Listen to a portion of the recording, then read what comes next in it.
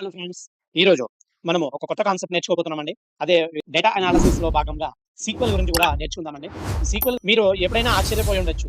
మన ఇన్‌స్టాగ్రామ్ గాని, లేదా అమెజాన్ గాని మన ఆర్డర్స్ అన్నీ కూడా ట్రాకింగ్ ఎట్లా చేస్తుంది? ఇన్‌స్టాగ్రామ్‌లో లైక్స్ ఎట్లా వస్తాయి? ఏంటి? ఈ డేటా అంతా కూడా ఎక్కడి నుంచి వస్తుంది? ఎట్లా ట్రాకింగ్ చేస్తుంది అనేది. It's not a magic. It's a data only. అంటే అది డేటా మాత్రమే. అంటే మనం చేసేదంతా కూడా డేటాబేస్‌లో ఈ డేటా అనేది స్టోర్ అవ్వడం అనేది జరుగుతుంది. ఈ డేటాబేస్‌కి మనం ఇచ్చే దానికి కమ్యూనికేషన్ కావాలి అంటే ఈ సీక్వెల్ అనేది యూజ్ చేయాలండి. Structure query language. మీరు సాఫ్ట్‌వేర్ జాబ్‌లో స్థిరపడాలనుకున్నా, లేదంటే సాఫ్ట్‌వేర్ జాబ్ కావాలన్నా సీక్వెల్ అనేది కంపల్సరీ నేర్చుకోవాల్సిన లాంగ్వేజ్ అండి. అయితే అది సాఫ్ట్‌వేర్ జాబ్‌లో ఏంటంటే డేటా అనాలిసిస్ కావచ్చు, బ్యాక్ ఎండ్ డెవలపర్ కావచ్చు, టెస్టింగ్ కావచ్చు. ఏదైనా గాని సీక్వెల్ ఈ లాంగ్వేజ్ అని మనం చెప్పొచ్చండి. సో, ఒకసారి ఇమాజిన్ చేసుకుంటే గనక మన మేనేజరు ఈ ఎంప్లాయీ ఐడీ డేటాలోని ఏం కావాలన్నాడండి 90% ప్లస్ స్కోర్ చేసిన వాళ్ళు డేటా కావాలి అంటే గనక మనము ఏం చేయగలమండి?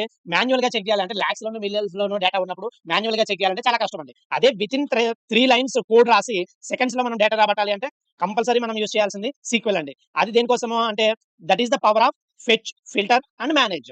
So, this is the sequel language అండి. అట్లాగే ఇప్పటి వీడియోలో సీక్వెల్ బేసిక్ ఫంక్షన్స్ గాని, ఫార్ములాస్ గాని మనం నేర్చుకుందామండి. అంటే ఎట్లా ప్రిపేర్ చేస్తారు, రోస్ ఎట్లా క్రియేట్ చేస్తారు, కాలమ్స్ దాన్ని డేటాని ఎట్లా రిట్రైవ్ చేస్తారు అనేది మనం రేపటి వీడియోలో నేర్చుకుందామండి. సో, ఇదండి ఇవాల్టి వీడియో వచ్చేసి. ఈ వీడియో కనుక మీకు నచ్చినట్లయితే లైక్ చేయండి, షేర్ చేయండి. అలాగే నా ఛానెల్ సబ్స్క్రైబ్ చేయండి. Thank you for watching.